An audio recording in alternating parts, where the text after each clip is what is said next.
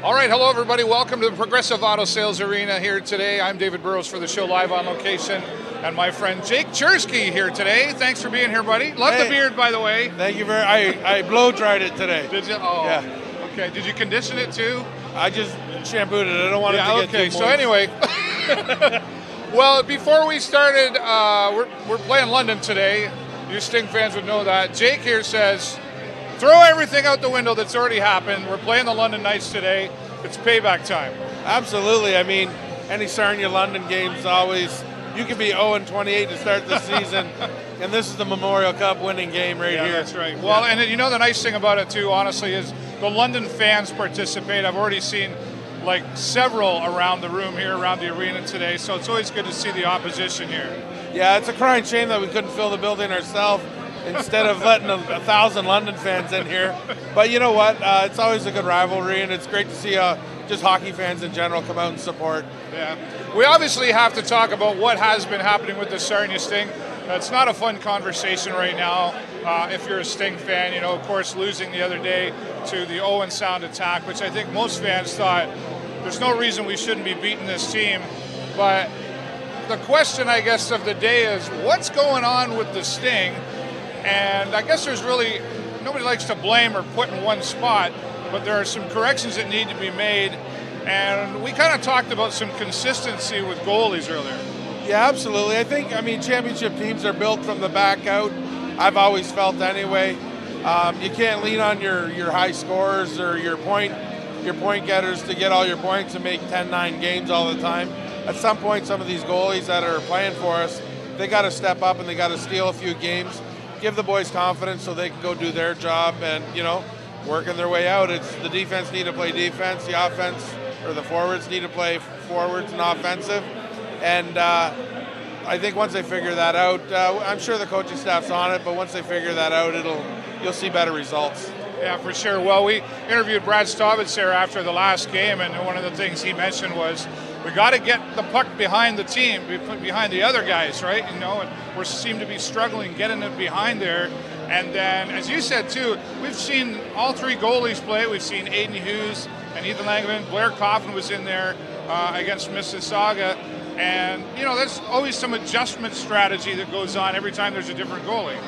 Well, when we lost Fazio last year, we knew this was going to be an issue to deal with. And I think they had, an opportunity with the three goalies that they had in camp with these guys. And I think they were hoping that one of them was going to step up, with an unconditional, that's our guy.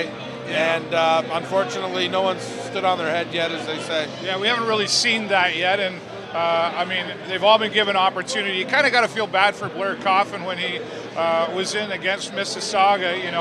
When they got to the fifth goal, it was time to take him out and put in Aiden Hughes. Yeah, your confidence has got to, a couple soft goals went in, and your confidence has got to be low at that time. But, that's some of that player leadership that needs to come by and go back and tell them, maybe you take the blame for that. And, hey, sorry the guy got around me. That's my bad. That's not you. Don't worry about it. And try to help on that psychological game. I think the psychology of any sport's a big thing. And especially when you have, a team sport with a lot of individual positions like hockey is, yeah.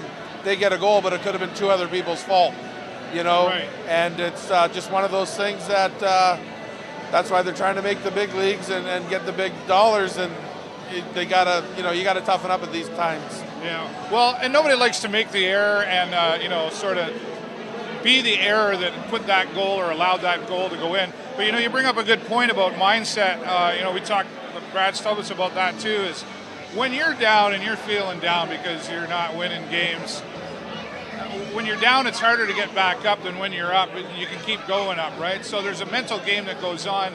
And, one of the things he mentioned was that, different coaching strategies that, we can yell at them, we can give the motivational speech, but at the end of the day, these young men have to kind of figure it out with some guidance on how to take responsibility, but Hakuna Matata, right? Put it in the past and keep moving forward. That's a tough gig, I think, for a young, teenager or young adult.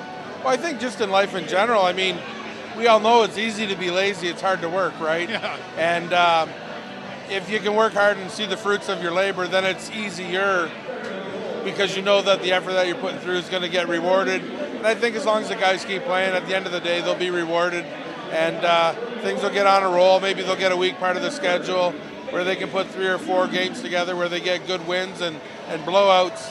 And then from that point, then you start rolling, because sometimes confidence carries you a long way.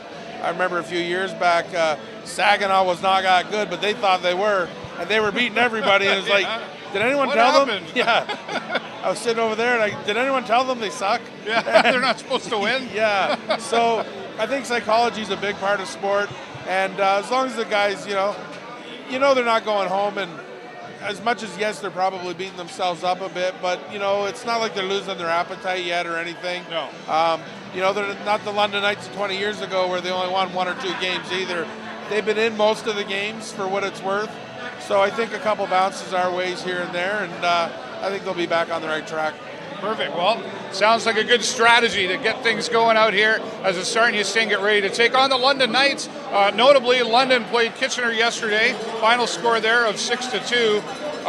But like we said, it doesn't matter. It's Sarnia Sting and London Knights. As my friend Jake said, you can be 0-28 right now. This is a Memorial Cup between London Knights and Sarnia Sting. So let's hope some of the strategies are changing out there on the ice. We'll keep you updated. I'll be back here at first period intermission, of course, with an update. We'll be updating on our Facebook page all through the period.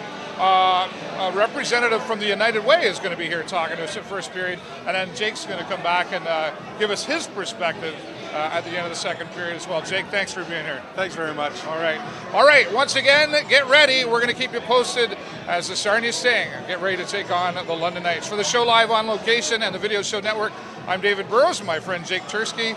Thanks for watching.